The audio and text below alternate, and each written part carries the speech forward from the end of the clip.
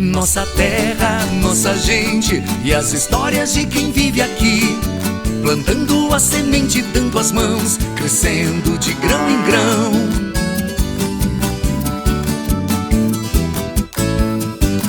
Todos juntos sempre a construir e a serra entrelaça quem sabe sorrir.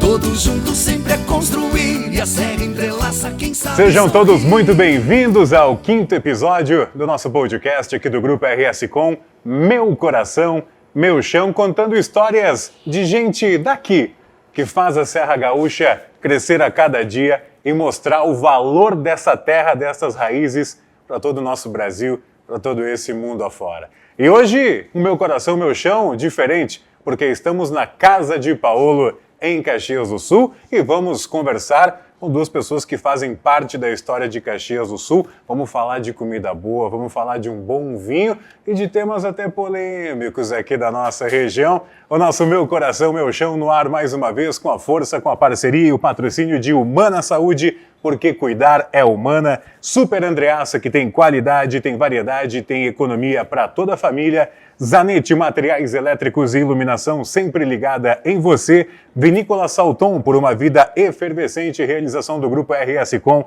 E um agradecimento a Recanto Produções, mais uma vez conosco no Meu Coração, Meu Chão. Apresento os nossos convidados desse 5º episódio do Meu Coração, Meu Chão. Aqui ao meu lado, Paulo Jeremias, sócio fundador da Di Paolo com a gente. Seja muito bem-vindo, Paulão. Valeu, obrigado. E também o Chico, nosso amigo Francisco Santin, sócio da Di Paolo em Caxias do Sul. Para a gente fazer esse bate-papo descontraído, bem leve, falando um pouquinho da história da Di Paolo, um pouquinho da história do Chico, um pouquinho da história do Paulo e um pouquinho da história da Serra Gaúcha, que é sempre muito importante, né, Paulão? Sim, se une. A minha e do Chico estamos há quase 30 anos. Eu fiz 30 anos, Chico quase 30 anos juntos, então, na Di Paolo, né? Mas trabalhamos junto no antigo Pão e Vinho, né? Lá em Bento Gonçalves. Nos anos 70, 85, 82, por aí, né?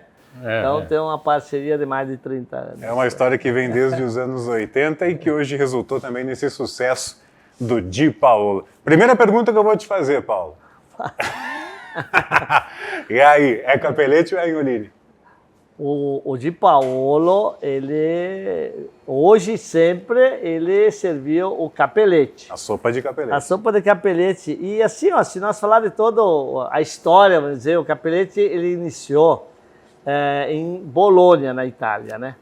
E na Itália ele tem duas maneiras que é servido. O capelete em brodo, mas muito mais até o capelete com molho, né? Como um prato chique, né? Um prato de qualidade, assim, né? Uma massa, uma massa molho, recheada, né? Mas que tem as duas modalidades. Por que eu digo que é capelete e asseguro que é capelete? Porque assim, ó, o recheio pode ser muito parecido entre capelete e também o agnoline, né? Uhum. A massa pode ser parecida, mas o que difere realmente os dois é o formato que é fechado. O capelete ele vem do diminutivo de chapéu.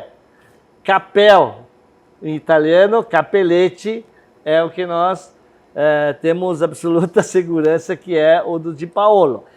O agnoline, ele tem essa semelhança de sabor e tudo, ó, mas ele é fechado num modelo que vem de anel.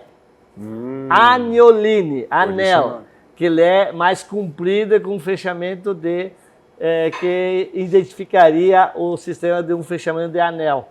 Então, dois bons produtos, os dois têm o sabor, isso é feito com a massa fina, melhor ainda, com um bom recheio, e bem fechado, que não abra na hora que vai fazer a sopa, porque senão ele não teria sido exatamente bem fechado para servir al dente. E os dois com a massa fina é o melhor. Eu acredito que a maioria aqui no Brasil, aqui na Serra Gaúcha, é capelete. Acho que muito poucos mantiveram a tradição do agnoline, até porque se nós formos lá na Itália e fizermos uma avaliação, uma pesquisa, como nós até fizemos há algum tempo, e até quem fez foi um que nasceu em Bolonha, que é um especialista e hoje até arquiteto nosso da empresa que faz as casas em São Paulo, ele fala muito claro que assim, era normal uma cidade e outra próxima criar um produto semelhante, mas disputando quem é melhor. Né? Então o Capelletti é realmente de Bolonha, onde nasceu esse sistema, onde iniciou. Inclusive Bolonha também iniciou a primeira universidade do mundo, né? É uma cidade histórica que iniciou também o Capelletti, né? E que daí uma cidade próxima então teria então criado o Agnolini, mas que o nosso Di Paolo é Capelletti. Ponto e basta, então, agora. Ponto e basta. Como eu disse, um bom Caxias, eu nasci em Caxias, até ontem eu comia sopa de Agnolini, tá? Depois dessa tua explicação, dessa tua aula, a partir de hoje eu como sopa de Capelletti. De preferência com creme e queijo ralado, pode ser, é bom assim. Os dois vão ser muito bons e acredito que hoje se produza aqui, ao menos na região, o Capelletti. Nós já começamos tranquilo, com uma polêmica bem tranquila aqui para a região da Serra, né, Chico? Convincente, né? Não, agora me convenceu. Capelletti e Agnolini tá... Né? Não, foi uma boa explicação, foi uma boa explicação. E agora, Chico, quero que tu me digas como é que começou a tua história com a Di Paolo e com o Paulo, nesses mais de 30 anos de amizade que vocês têm. Certo. Amizade porque a gente morava... Eu era de Serafina, Correia, né? O Paulo já é de Dois Lajados, então já éramos próximos. E meus avós maternos, eles moravam assim, 100 metros da família do Paulo, né? Uhum. Era no interior e tudo mais, então ali eu visitava Dois Lajados. Então a gente já tinha um conhecimento bem grande, uma amizade bem grande. Eu, na ocasião, eu fui para São Paulo, quando tinha 14 anos, e fiquei uns 6 anos lá, e quando eu retornei, eu trabalhei no Pão e Vinho, que aqui em Caxias também tinha uma casa Pão e Vinho, mas não era ligada a essa casa. Trabalhei lá 10 anos, em torno disso. Aí o Paulo Jeremia, naquela época, ele já estava em Bento, então ele fazia os extras naquela casa. Eu era fixo, porque era do meu tio ali, o falecido Gobato, que tinha aquela casa e servia-se galeto também na época. E o Paulo, ele vinha lá todo final de semana fazer o extra que a gente diz aqui, né?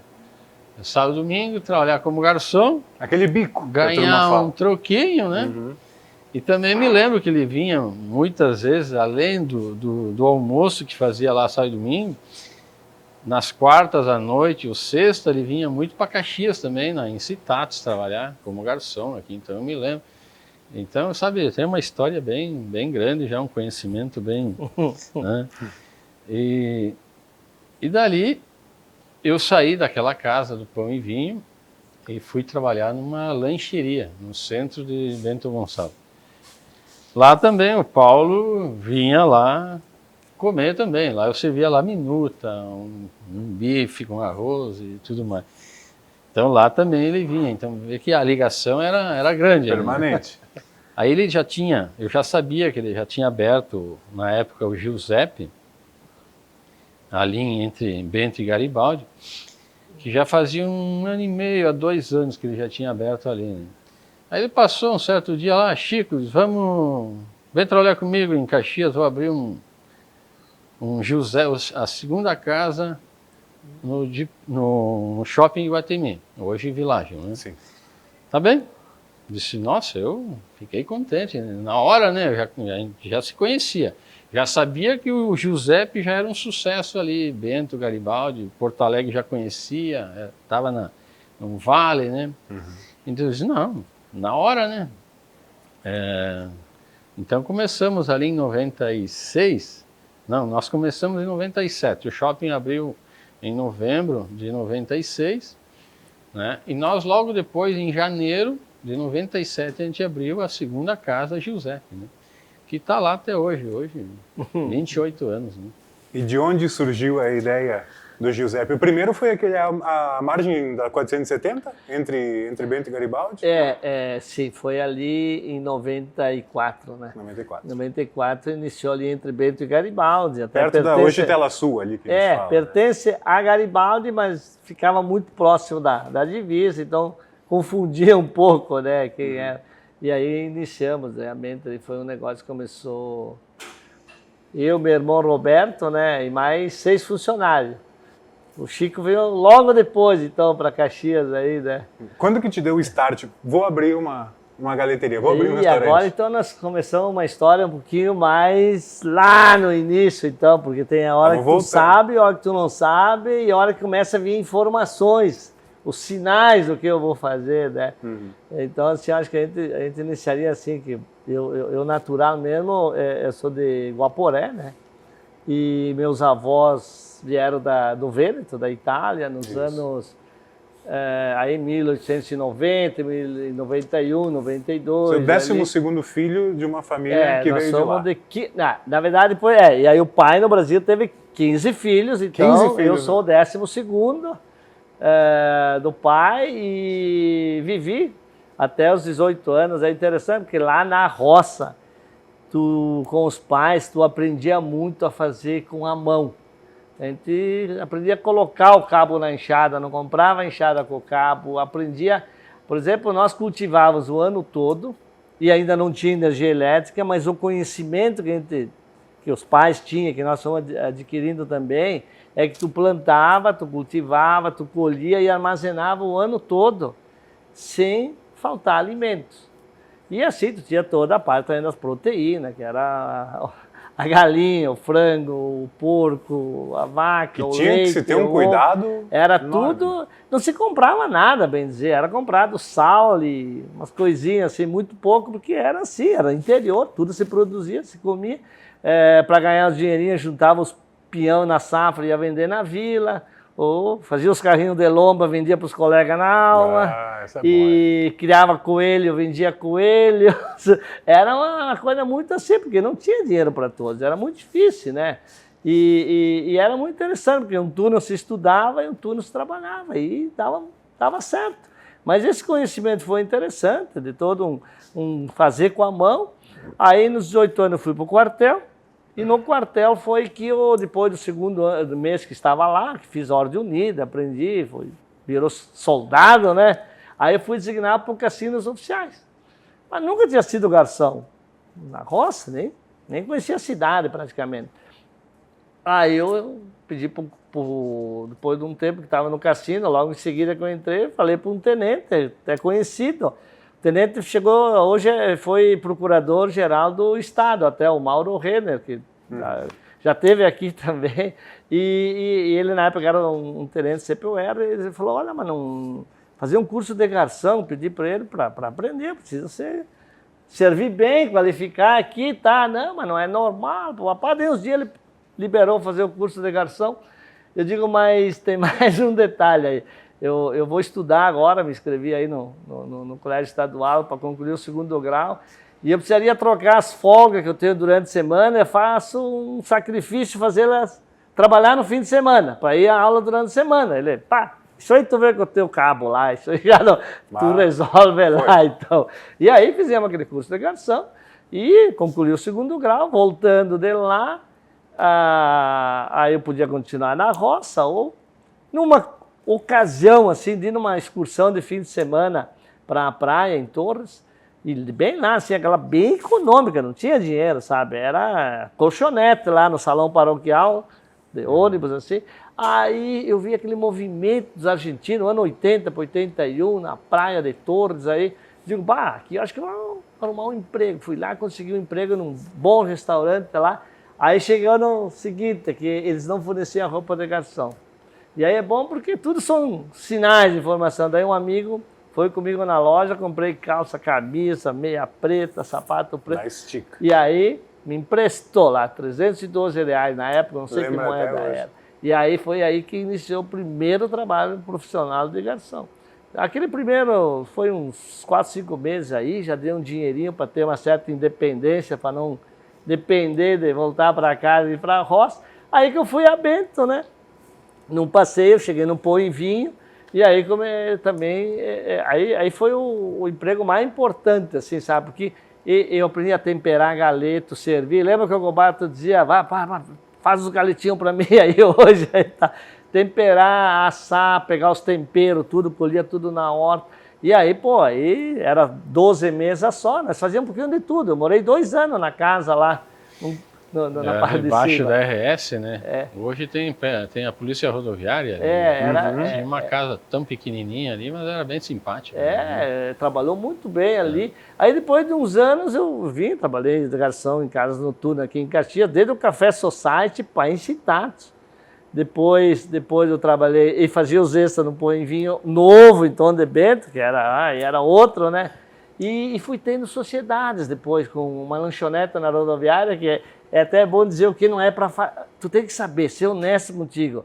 Porque tudo via informações que eu poderia um dia ter um negócio, mas não sabia, então. Aí peguei aquela lanchoneta na rodoviária, botei um Fuca bonito que eu tinha no negócio, né? É um sacrifício. Empenhou o Fuca? Fiquei 2, 3 meses lá, não aguentei. Em 4 meses eu vendi, porque eu não gostava de fazer aquilo. Não gostava, não ia aquele negócio, não era para mim. Aí foi que depois eu fui ser sócio da Churrascaria Ipiranga, que é até dos irmãos do Chico, né? E que também eram amigos, vizinhos, né?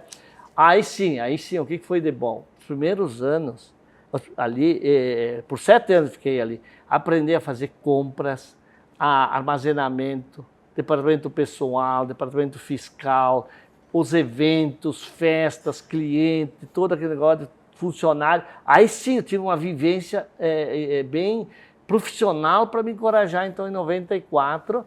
E aí eu digo que tem umas coisas interessantes, foi ensinando algumas viagens também interessantes, sabe? Eu ia para Buenos Aires, era com meu amigo Vianney, que era dono das boates aqui de Caxias. Eu ia para Foz do Iguaçu, para Gramado, depois para Buenos Aires. E aí foi uma canção para Miami e Orlando. E o Dipolo tem muito a ver com essa viagem, porque o que eu vi lá? Que nós tínhamos uma churrascaria que era grande, funcionava, só que começava a servir 11h30, 15 para meio-dia, e a 1h15, 1h30, já os garçons estavam almoçando. E era assim que funcionava. Aí eu cheguei e vi, por exemplo, quem fazia hambúrguer, tipo o McDonald's só fazia hambúrguer, mas tinha um ambiente decorado, um ambiente temático, servia o dia todo. Aí tu ia na pizza, era assim também. O frango era frantica, era assim também. Sempre ambientes e servia o dia todo. Aquilo me chamou muita atenção na volta, de ter um produto definido, todo dia fazer aquele produto, mas com mais horário e poder se, então, replicar para outros locais. Foi um negócio que me chamou muita atenção.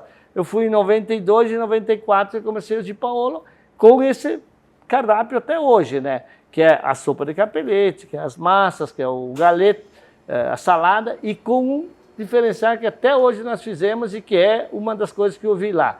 O McDonald's, lá, por exemplo, o hambúrguer era feito na hora. E todos os nossos pratos foram criados e colocados equipamentos e tudo para tudo sair na hora para o cliente. Nada é antecipado.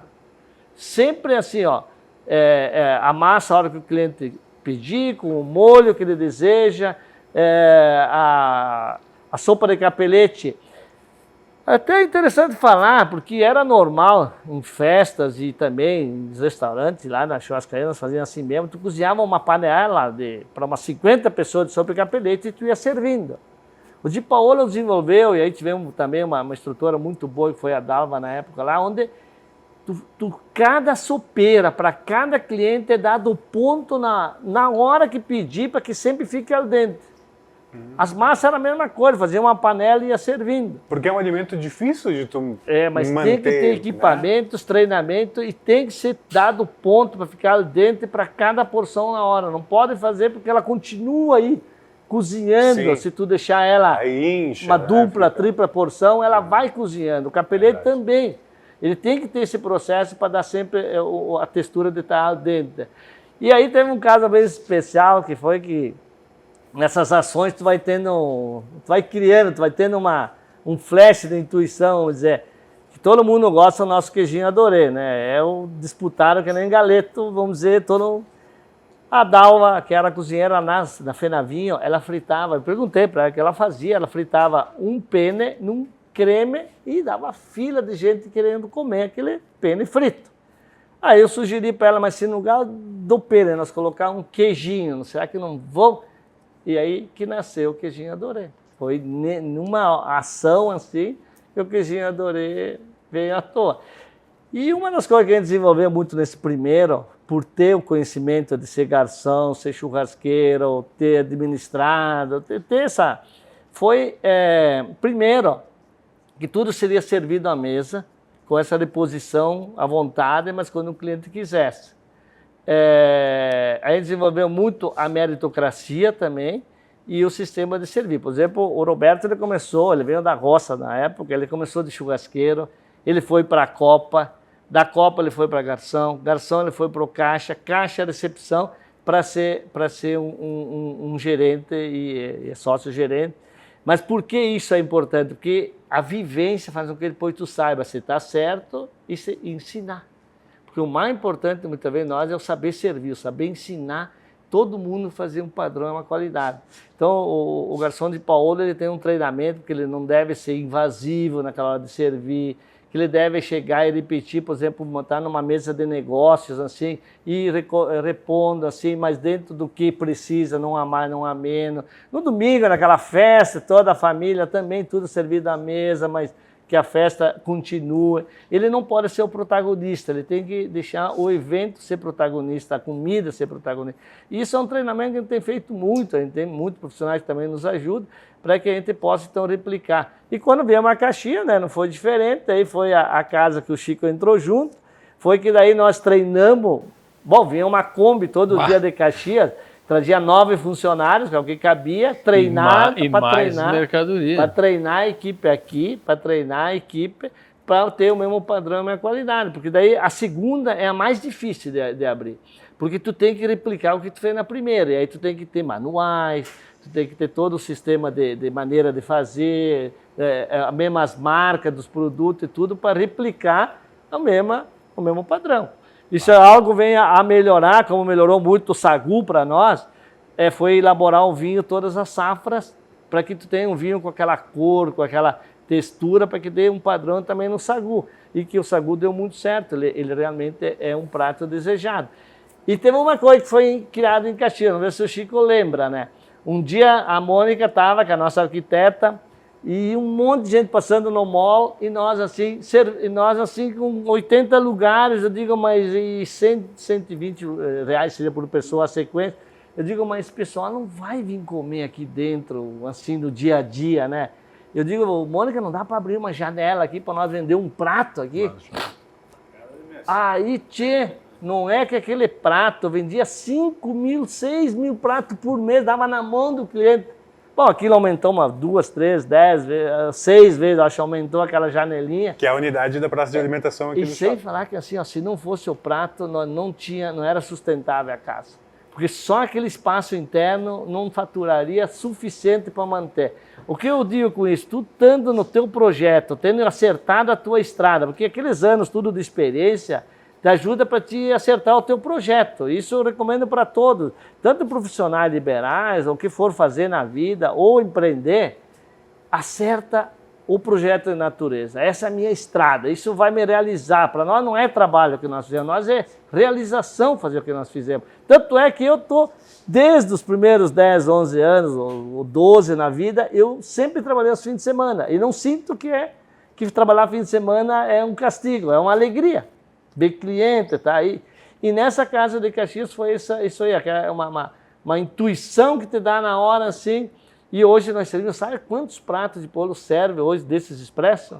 Depois que foi replicando, mais de 70 mil pratos é servido hoje de expresso de Paulo em todos os 9 de Paulo que serve prato. Então vê como nasce projetos dentro dessas ações, na ação.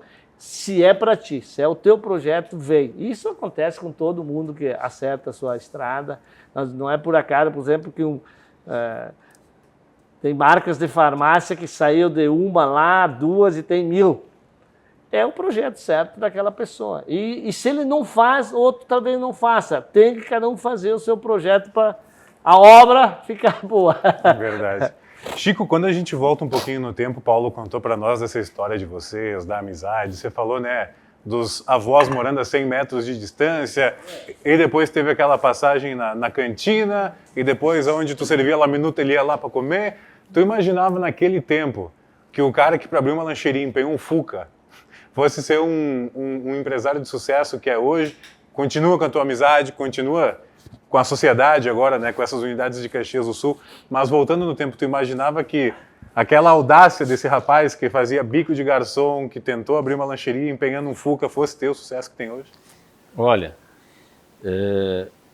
isso a gente sempre comentava entre nós que poderia acontecer, sim. Não há tanto, sabe? Chegou a um ponto, assim, e até vamos dizer que tenha superado a expectativa da gente naquela época.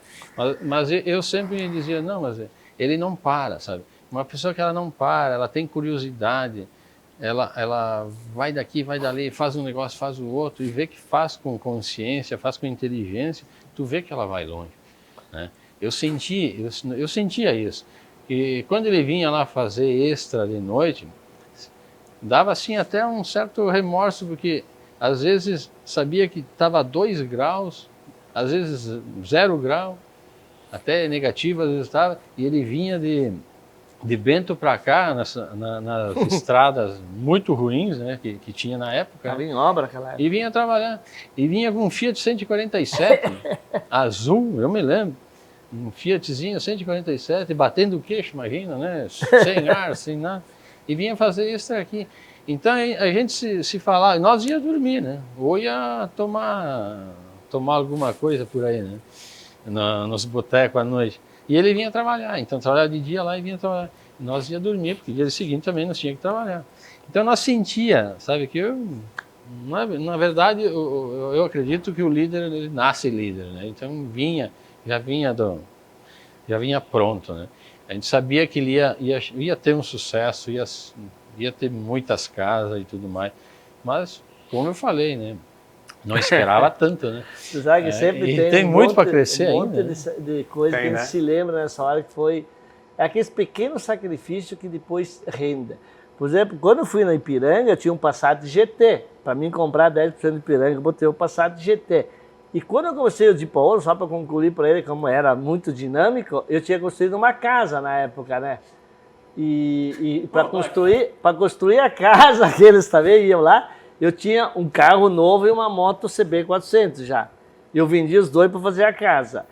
Mas aquela casa, eu só conto isso, foi a que me deu o Giuseppe na época de Paulo, porque eu vendi a casa para fazer o primeiro de Paulo.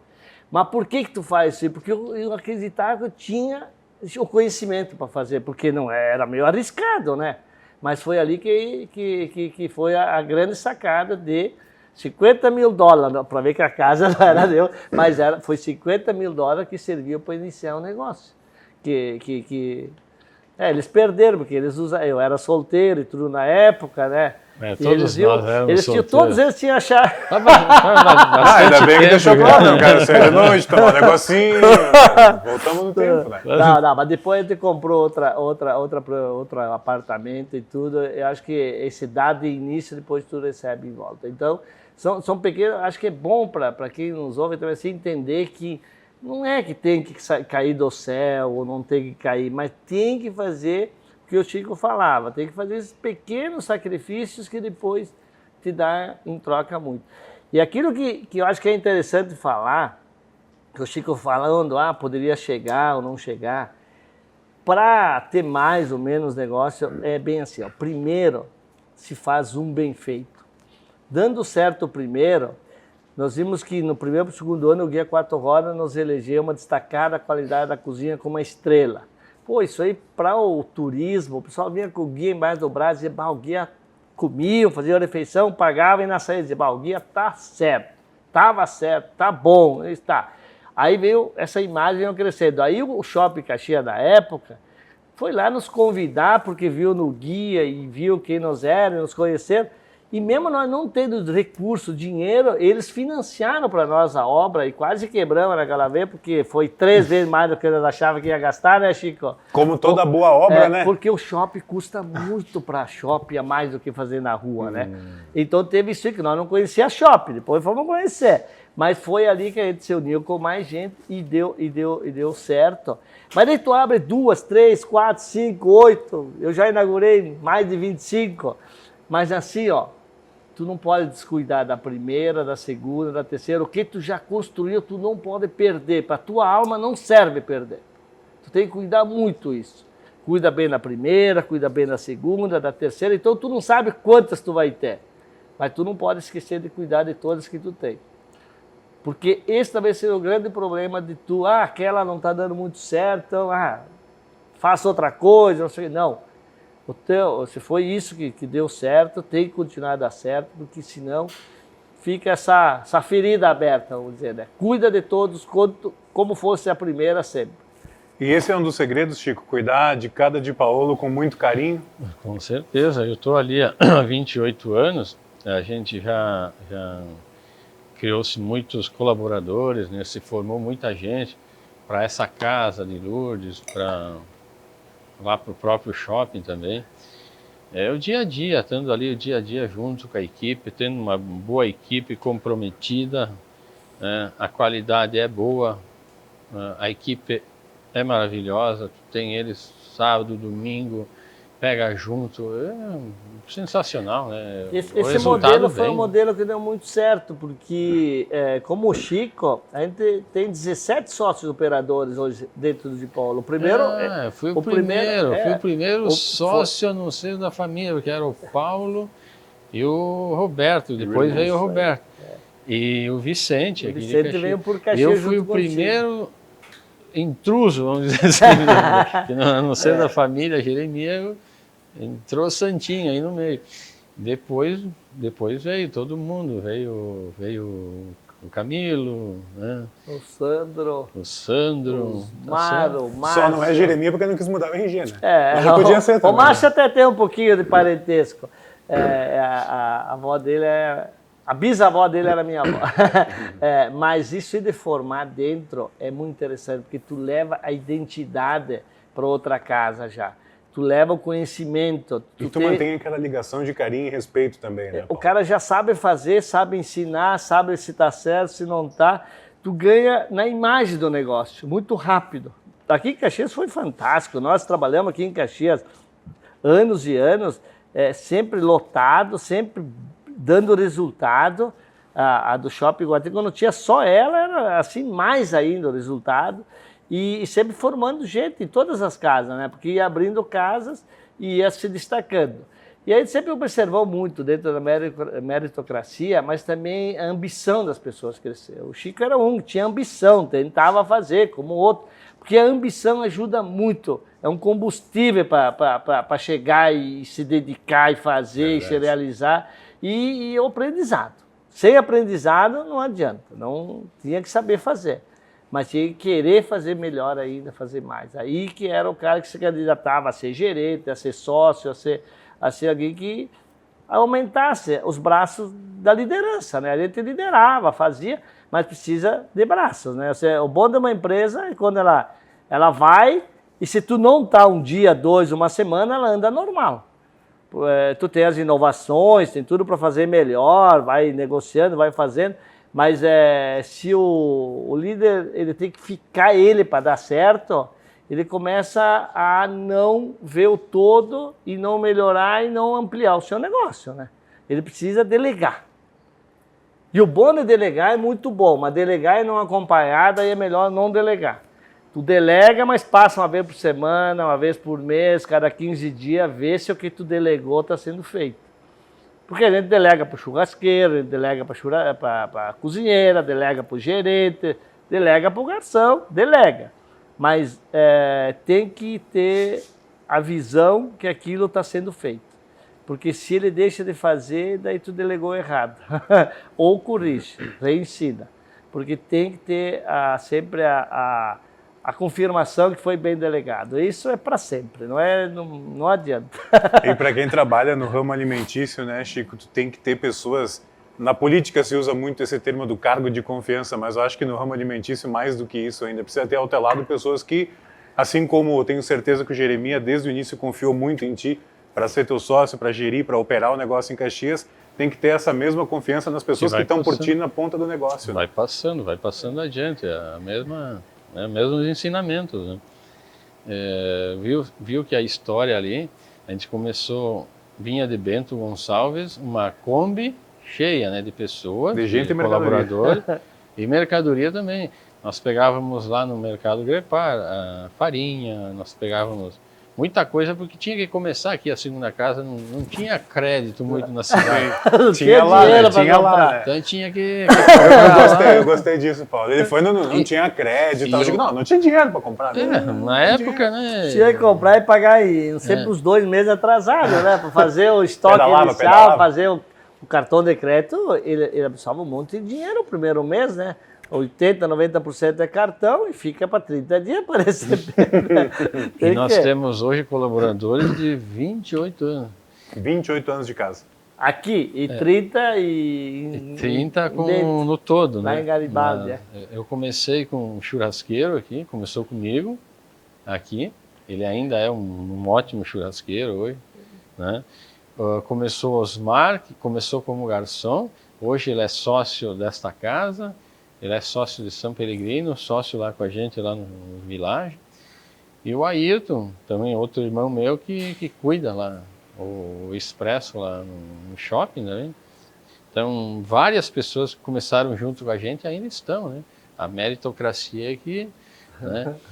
Eu cheguei já como sócio, mas assim, os demais já chegaram. Mas nós já tínhamos trabalhado junto, né, Chico? Paulo, Tanto Isso motiva os demais funcionários que estão. Onde trabalhamos junto foi a terceira casa que a gente entrou, que foi o Dipolo de Bento, né? Ali lá da Pipa, Póntico. Ali foi a terceira casa, que é onde nós trabalhamos junto. E que foi um grande desafio lá, porque era uma casa grande, né? Nós não tínhamos experiência numa casa grande. Enorme na entrada de Bento. E hoje, veja bem, a gente está com 200 metros aqui no shopping e 700 metros, mas aquela que a gente começou lá tinha, nossa, 1000 metros quadrados. E o bom é que ela podia servir na época, a gente começou com grupos maiores, depois que criamos o grelhado, que daí a casa teve um perfil um pouquinho diferente, porque à noite o grelhado ele é mais atrativo do que o galeto, sabe?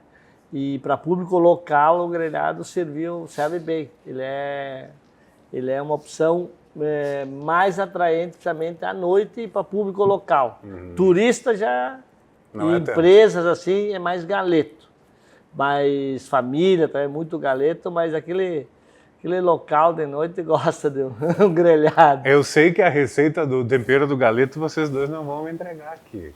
Essa não precisa, nem adianta olhar um pelo outro, né? Mas ele tem assim um detalhe, tem que ser temperado de um dia para o outro e colocar sempre os temperos, sal e tudo dentro de uma medida correta, que é sempre pesado. Então, o principal é a salvia. A maior quantidade é salvia. A manjerona, o alecrim, a cebola, alho, um pouquinho de pimenta.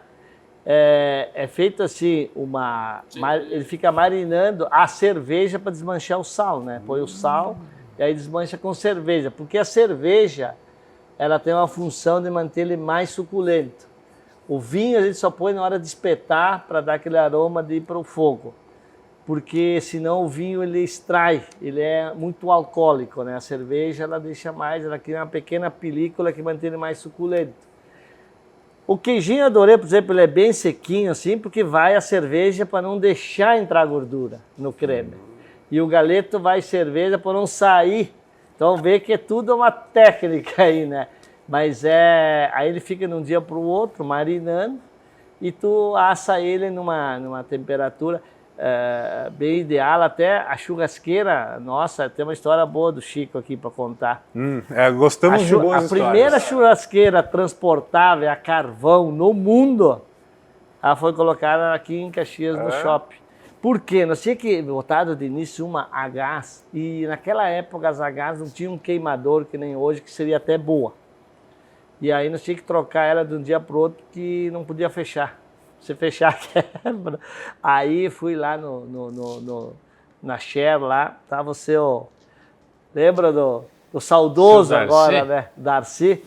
E aí eu digo, vamos fazer uma churrasqueira assim, assim, assim. Ela tem que ser a carvão e tem que ser transportável, porque nós não sei, tinha um forno assim, que eles faziam uns assados para eles, de inox. Digo, olha ali, vamos botar a churrasqueira a rotativa em cima desse forno e botamos lá para funcionar, vamos ver o que dá. Bem, ele resolveu fazer isso. que botou no local, eu não estava naquela noite, o Chico até estava, com os macaquinhos, 4 pés, botou lá, funcionou, até funcionou. Aí ele só olhou para aquilo lá e disse, se nós tivéssemos colocado 4 rodinhas nesses pés aqui, nós não tinha esse trabalhão, né?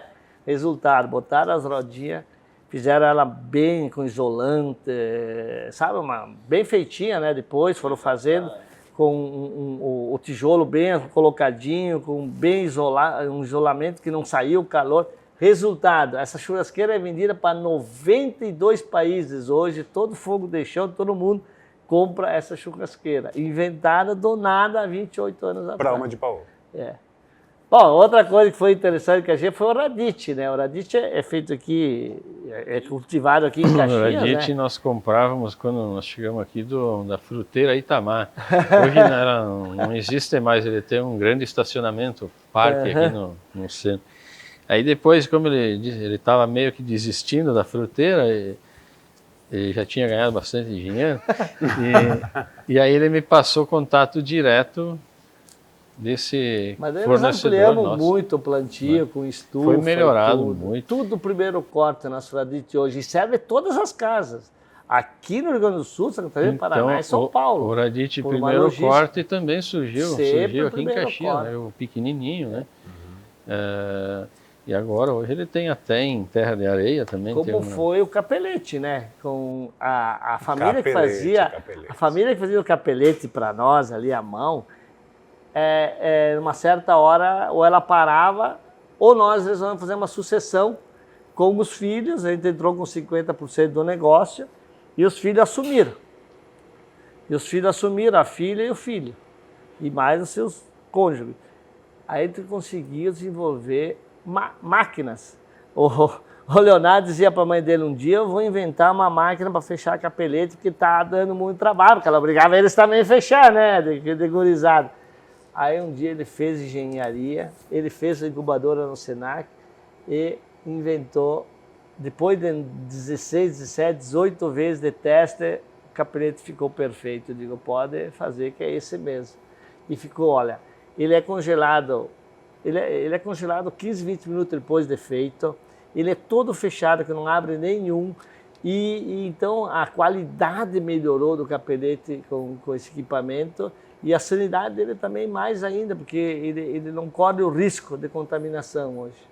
Então é muito interessante, é o dobro de recheio do que tinha antes, porque ele é injetado, a massa é mais fina, duplamente cilindrada, ele fica mais al dente. Agora nós vamos também utilizar um pouquinho de sêmola, de grano duro, para deixar ele mais servido al dente quando vamos servir, porque com equipamento tu consegue fazer isso. Então... Sabes que a qualidade da Di Paola é hoje indiscutível, né?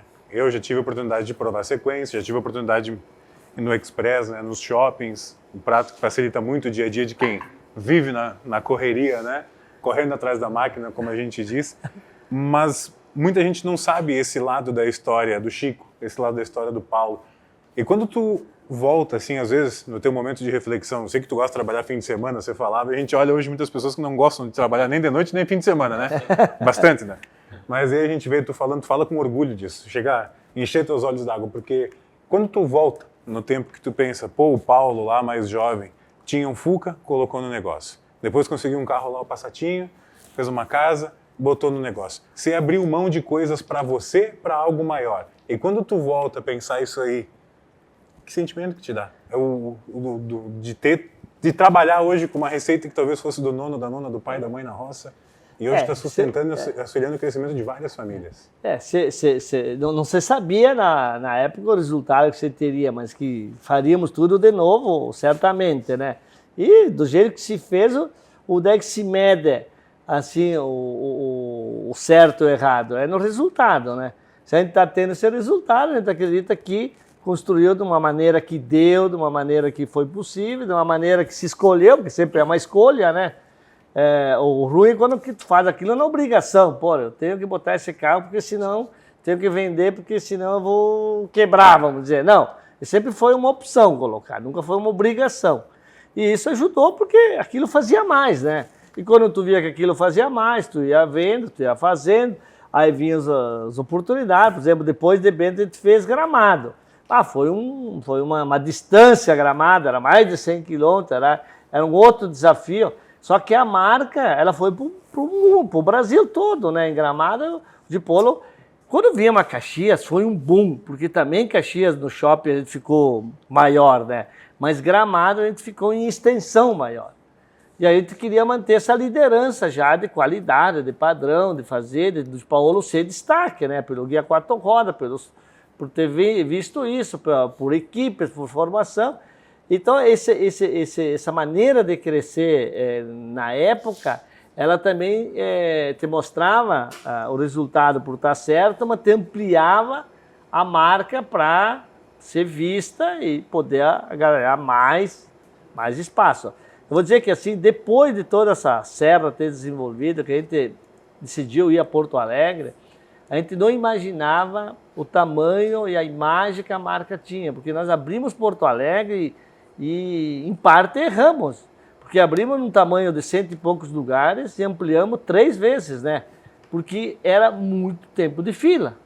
Foi ampliando uma vez, ampliando 2, ampliou 3 vezes, de 100 e poucos lugares tem 240. Mas também vimos que a gente quase minimizou o potencial e o tamanho da imagem da marca. Foi aquele, fui, mas fui com o pé atrás. Mas eu vou, talvez não seja o lugar, alguns diziam que não era o lugar certo, papá. Mas nós sabíamos que um Di Paolo, ele tem algumas coisas que não pode abrir mão. É uma área assim que tem uma natureza, que seja um tamanho mais ou menos grande, mas que ele tenha assim, estacionamento, que ele esteja em um local que tenha fluxo, numa rua ou numa cidade. Ali nós tínhamos o aeroporto, que é um potencial, vários hotéis em volta, é entrada e saída de Porto Alegre.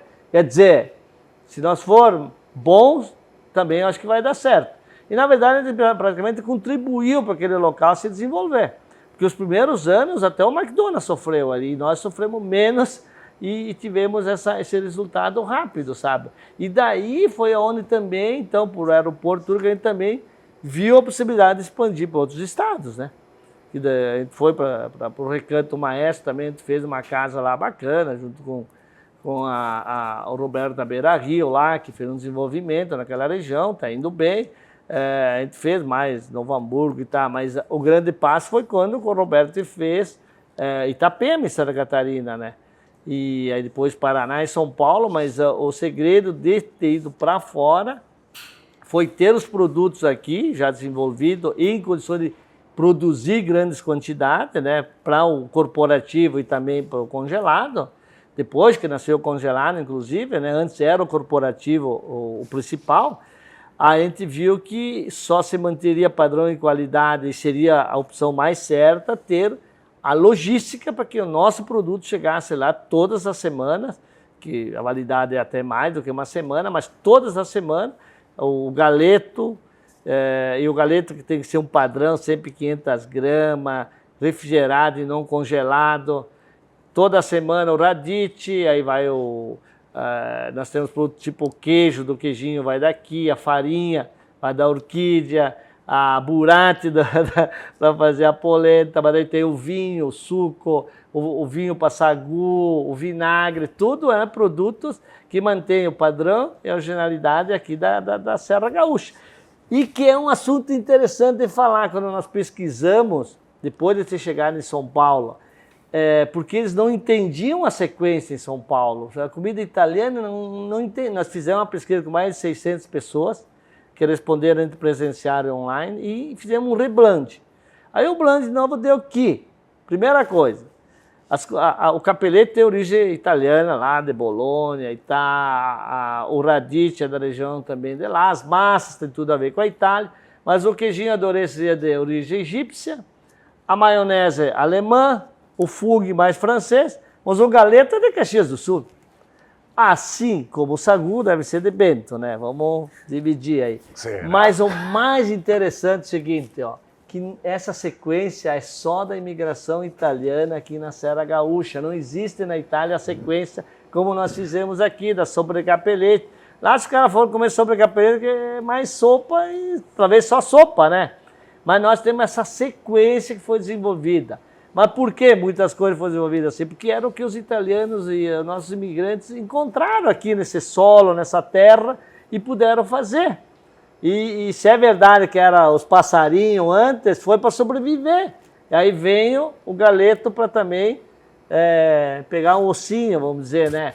E que ele tem esse tempero, essa coisa toda para memorizar, vamos dizer, né? Mas que essa sequência, então, voltou para nós, todos os nossos restaurantes adquiriram essa identidade. Então, é o artesanato, a madeira, essa madeira das mesas aqui, que é madeira de pipa de mais de 70, 80 anos que tu tem aí no ambiente, tudo isso.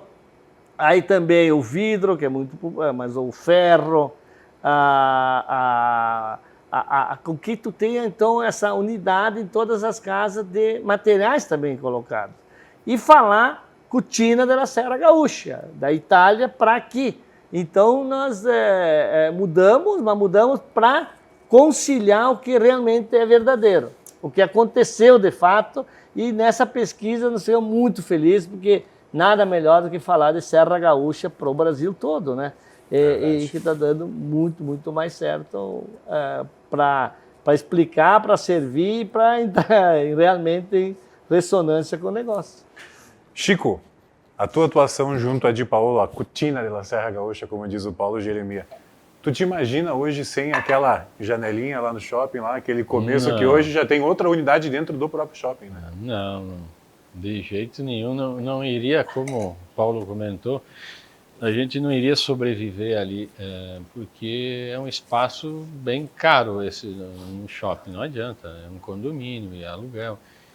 Se nós não tivéssemos criado esse prato, com certeza ali talvez a gente estivesse só com 40 metros quadrados, vendendo uma outra coisa, mas foi uma tacada aí, vamos dizer, de mestre, né? Que, inclusive hoje, ali na loja da praça, a gente ainda mantém a sequência, mas nós abrimos o restaurante, assim, depois da pandemia, abrimos o restaurante também para o prato, para o pessoal, vamos dizer assim, se beneficiar. É uma extensão da praça, pede na janela e entra. Então lá nós temos a música própria, nós temos o ambiente próprio, temos o banheiro próprio, então tudo ficou melhor para o prato, né? A pessoa não tem que, se ela quer ir sentar na praça, ela pode ir sem problema, mas ela pode vir lá dentro também, é um produto muito bom para shopping, viu, o Expresso. Inclusive, se você ganhou muito, até para concluir com o Chico, foi na arquitetura de marca. Porque nós tínhamos uma época que era Di Paolo Expresso e confundia se tinha o prato, se não tinha, ou se tinha sequência. Agora, como tem também, tem o Di Paolo, Galeto, e temos o Expresso Di Paolo, o cliente já sabe tudo que tem em todas as casas. Na hora já identifica, né? Então ficou muito boa, e que foi em cima dessa pesquisa também que a gente conseguiu conciliar, né? A marca. Em Porto Alegre nós temos o Expresso Di Paolo no mesmo prédio e tem o Di Paolo, Galeto. E não tem problema de confusão, como nós temos aqui em Caxias hoje, né, Chico? Porque ali como começou, era só sequência, né? A gente abriu agora pro salão também o prato. Então ele ficou um pouco assim, meio que, não confuso, né? Mas o cliente chega assim, ele vê, às vezes ele não sabe se eu estou servindo a sequência, eu sirvo os dois, né?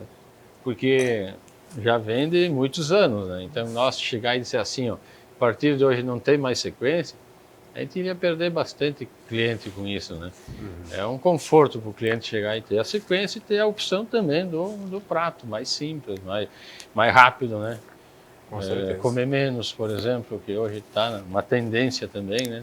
De não comer pegar aquela sequência uma toda, pena, né? digamos, né? Mas é mais, eu diria assim, ó, que o prato, ele é de onde estão as pessoas, e é o mesmo padrão, a mesma qualidade, mas é onde estão as pessoas, e a sequência é destino. O cara sai de casa, sai da empresa para ir para a sequência. Isso. E o prato é uma oportunidade de estar próximo e de necessidade daquela refeição fora do lar do dia a dia, sabe? Que aumentou muito a refeição fora do lar nos últimos 10, 15 anos. Aquilo que falávamos da correria do dia a dia, que então, hoje o mundo tu encontrar muito um mais prato ágil, de né? Paolo por 35, 40 reais, 50 reais e comer com comida feita na hora, de verdade, assim, é interessante, né? ainda mais com empresas em volta e tá, com parceria e tudo, tu consegue ter um fluxo, então, daquelas pessoas que, de fim de semana, aquelas famílias que vão para shopping, para compras, coisas assim, é uma refeição rápida, onde tu vai preferir do que ficar lá um tempão, que daqui a pouco tu não tem tempo de fazer as compras, como tem que fazer. É um produto muito bom para shopping, o Expresso. A gente está na reta final do nosso Meu Coração, Meu Chão, 5º episódio, direto da Casa de Paola, em Caxias do Sul. Obrigado a você que está com a gente acompanhando esse episódio, muito legal, revisitando um pouco da história da Casa de Paolo, da marca de Paolo, com o Chico e com o Paulo Jeremia. Paulo, o que seria do Paulo Jeremia, aquele menino de 10, 11 anos que trabalhava e ajudava na roça, o pai, a mãe, os 18 irmãos, né? Sem a marca de Paolo hoje. E tu achas que a marca de Paolo é o que é hoje porque vem dessa tua origem? Do dia a dia com o nono, com a nona, com o pai, com a mãe, do fazer manual, de estar na roça, de fazer a própria enxada, e tu manter isso até hoje, de estar indo nos restaurantes, estar ajudando, estar ensinando, estar investindo? A gente aprendia, gostava, por exemplo, de ter lá, fazer copa, salame, chimia, açúcar. O pai fazia aqueles engenhos onde que os puxados a boi para moer cana, né? Então fazia tanto açúcar de cana, fazia aquela geleia, fazia chimia, fazia cuca, pão. Quer dizer, a fartura nisso aí tinha, sabe? Tu via aquilo com gosto, né? Comer, né? Mas eu diria assim que foi pós-quartel e ter o conhecimento de garçom que despertou o ramo da gastronomia. E todas as informações que vêm vindo e os acertos e os resultados nos confirmou que seria um projeto para ser feito, né? Comigo e com quem se associou junto, assim, acho que todos são braços do projeto. Então, se sabia ou não sabia, na minha, quando que eu fui designado lá pelo criador, algo parecido com isso foi designado para fazer. E ver que são coisas que se tu faz, tu tem o resultado e todo mundo ganha, né? Porque, por exemplo, a cutina da Serra Gaúcha, comida da Serra Gaúcha, quanto mais todo mundo faz com padrão e qualidade, a nossa imagem para turismo, para emprego, para tudo, é uma vantagem, né? Então eu diria que eu me sinto muito satisfeito de ter feito e eu diria que ainda estamos na caminhada, né? Estamos na estrada ainda, né? A gente tem toda essa rede, vamos dizer, né? Que já foi para Santa Catarina, Curitiba no Paraná, e são já 8 casas em São Paulo, né? Tem a na Avenida Bandeirantes, do bairro Pinheiros, no Lar Center, que é na Zona Norte, tem no Morumbi, que agora não faz muito tempo que abriu, no Max Play, São José dos Campos, Sorocaba e Campinas. E vai abrir agora em início de dezembro em Campo do Jordão. E no ano que vem, Foz do Iguaçu e também Brasília e Chapecó. Então tem essa caminhada ainda de ter esse prazer de levar essa culinária para mais lugares, mais gente comer o galeto e apreciar o de Paolo. Te sente orgulhoso de levar esses sabores da Serra? Mais gente trabalhar conosco, olha só, já estamos com mais de 700 funcionários agora nessa próxima. Vamos chegar a 1.000 funcionários ainda, talvez no ano que vem, ou no próximo. Pô, mais gente trabalhando, mais braço, mais... É uma alegria ter isso, sabe? É um realizado gostoso, né? Mais a fábrica produzindo o capelete, as massas, o caldo, que é uma bela invenção que a gente fez, mais a pizza muito saborosa. Então, tudo isso faz com que a marca vá nas casas de famílias também, que se amplie a marca. Eu acredito que tudo isso venha a culminar em um padrão, uma qualidade e uma imagem de marca que todo mundo ganha, né? Que se torna maior, mas maior não por tamanho, maior por benefício, chegar em mais pessoas e dar esse prazer a mais pessoas. Temos essa maneira de... agora mesmo nós temos um projeto que vai inaugurar o ano que vem, que é a vinícola no Vale dos Vinhedos. A vinícola que é um prazer de elaborar um vinho que tu saiba que tu vai oferecer para os teus clientes, a gente vai comercializar eles dentro dos de Paolo, e no local e por internet. Não vamos ter venda de vinho, vamos fazer uns 20, 30 mil litros por ano, mas num ambiente que também tenha todo ele embaixo da rocha, bacana, mais um restaurante em cima, mas mais, eu diria assim, para ter uma realização a mais de produto que combina com gastronomia, vinho, fazer a harmonização. É mais um prazer, sabe? Mas que também deve dar resultado, porque faz parte do negócio. Dá muito de início, construir, fazer, e depois também se pagar, ter o retorno e ter isso. E deve acontecer, porque o Vale é um local que cresce muito com turismo, e nós queremos estar junto com esse turismo, com os vinhedos e tudo. Mas esses são negócios complementares que vêm com bom gosto, né? Quando tu consegue fazer isso, é bom porque é um dinheiro que migra de um local para o outro, mas que mantém core business, que mantém dentro do teu negócio. Porque o grande risco das pessoas é sair do seu core business, fazer algo que ele não conhece. Para mim, assim, se tu não conhece o negócio, tu vai trabalhar nele e aprende, ou tu te associa com alguém do negócio, que daí vai dar certo. Olha, é aquela história, filho de médico não tem que ter obrigação de ser médico, ele tem que encontrar a estrada dele. E o cara é um baita advogado, não quer dizer que ele vai ter um restaurante de sucesso, porque ele tem que aprender o negócio com dinheiro, aí custa muito caro e talvez ainda não dá certo. Porque tem um monte de detalhes, que é desde uma localização, do ponto, da gestão. A gestão do restaurante, há anos passado, o cara vivia no caixa, no balcão, era um negócio assim muito familiar. Hoje a gestão do restaurante ela é profissionalizada, ela tem que ter os controles, ela tem que ter desde a compra, armazenamento, toda a gestão de pessoas, tudo que tem que treinar, fazer dentro de um restaurante, é uma jornada, não é assim o que tu fazia uma vez que tu controlava só no caixa. E para fazer pessoas crescer e ter pessoas que cresçam dentro da tua organização, é uma dedicação de ensinar e fazer. Então, mudou muito. A gente vê que o Brasil começou a ter redes, coisas que nos Estados Unidos a gente vê redes de 500, 600 restaurantes fácil, né? E aqui começou agora a ter redes que a gente quer levar com segurança, com padrão, mas nós temos, por exemplo, hoje, a Maria da Mole faz uns 20 anos, está conosco, né? Aqui foi uma equipe que ela montou já 100%, para treinar a equipe, para ter a dinâmica, para ter as pessoas certas, para as pessoas querer. Então, é uma estrutura de uma psicóloga que faz 15 dias por mês só para Di Paolo. Aí tem que ter a gestão, tem uma empresa que faz consultoria para ensinar todos, ter uma boa gestão. E o Chico é prova de quanto isso melhorou, né? Resultados e tudo. Aí nós temos a parte jurídica toda bem organizada, que esteja fazendo tudo certo. Aí realmente é uma rede, porque são vários sócios em vários locais, não é grupo, é uma rede que se comunica toda. Tem um marketing a pensar, a fazer funcionar, né? Não é, Sheila? Engrenagens, né? É um marketing que leva a encontro, que entenda que dá resultado. Não se pode fazer por fazer, mas tem que buscar resultado. Porque assim, quanto mais cliente nós servir, mais equipes satisfeitas nós vamos ter, porque todo mundo ganha em cima de um serviço, de um 10%. Hoje se divide com toda a equipe, cozinha e tudo, ganha igual uma parte de tudo que é cobrado. Então, ter isso muito claro, ter com a equipe, tu ter muito essa transparência, sabe? E é bonito ver dar resultado para todo mundo. Então, é o dia a dia que se faz.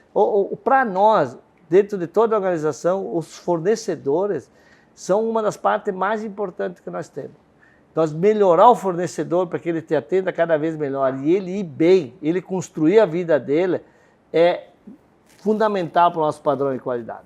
Como é para funcionário. O funcionário que ele vem no Di Paolo, ele pode começar e não tem nenhuma bicicleta, mas num ano ele vai comprar uma bicicleta, depois se for uma moto, um carro, uma casa, porque se ele é responsável consigo, ele é muito bom para o Di Paolo. Então é interessante o funcionário que cresça também, que ele possa, inclusive se precisar de algum auxílio, a gente até ajuda, ou empréstimo, alguma coisa, mas ele tem que ser responsável com ele. Ele tem que fazer a vida dele também, na família e tudo, ser sempre uma melhoria. E nós temos vários assim, né, que cresceram e construíram. Nossa primeira funcionária tem 31 anos de Paolo. Ela não tinha casa, não tinha carro, nem tinha casado. Ela casou, teve uma filha, formou arquiteta, ela tem casa, tem imóvel alugado, tem carro, tem tudo, tá já aposentada bem, aposentada quase no teto e ainda trabalha. Então, para ver como dá certo, né? E a cozinheira não é quem mais ganha no grupo, os garçons, gerentes, você ganham mais. Então, para ver que você constrói também a vida dentro de Paulo. E isso é o resultado também, porque a empresa tem que ter esse lado social, de fazer as pessoas que trabalham contigo e, no geral, melhorar. Para mim, a tristeza é sair um funcionário que saia ruim da empresa. Se ele sair bem para fazer coisa melhor, eu apoio e gosto. Mas se ele sai desconfortável, não é a melhor maneira. Ele pode querer mais, crescer, a gente fez isso também na vida, mas não sair de ter que mandar embora porque não está responsável, sabe? Isso não é bom, não tá querendo aquilo. Mas, por outro lado, eu vou te dizer, se não é o projeto dele estar aí, é melhor que ele encontre o projeto dele e a gente ajudar ele a encontrar o projeto dele. Aí é bom, porque faz parte da vida isso, né? Verdade. Não sei se na época do quartel ele era bom de pontaria, mas nos negócios ele acertou bastante, né? E acertou com o Chico também nessa parceria de sucesso. Chico, obrigado pela gentileza por esse bate-papo, viu? Obrigado a você, toda a equipe. Obrigado a Caxias, a região. Né? Gratidão por Paulo, já te chamei de Paulão no início, vou chamar agora de novo. Parabéns pelo sucesso, por toda essa trajetória certo. E que esse sucesso continue por muitos e muitos anos. Grato por tudo e vamos junto aí. Vamos mais longe que é bom. Vamos fazer o brindezinho, né? Estamos com aquele clássico ali, tintim para brindar o sucesso da Casa de Paulo e do nosso Meu Coração, Meu Chão, que chega ao fim, seu 5º episódio. Muito obrigado a você que esteve conosco nas redes, nas plataformas digitais do Grupo RS Com. Logo, logo a gente volta com convidados especiais também, traduzindo as raízes da Serra Gaúcha de pessoas que fazem o sucesso aqui e levam o nome da nossa terra, Brasil afora. Nosso Meu Coração, Meu Chão, sempre com apoio e patrocínio de Humana Saúde Sul, Supermercados Andreaças, Anete Materiais Elétricos e Iluminação, Vinícola Saltão, uma realização do Grupo RS Com apoio também da Recanto Produções. Um forte abraço e até mais. Nossa terra, nossa gente e as histórias de quem vive aqui, plantando a semente, dando as mãos, crescendo de grão em grão.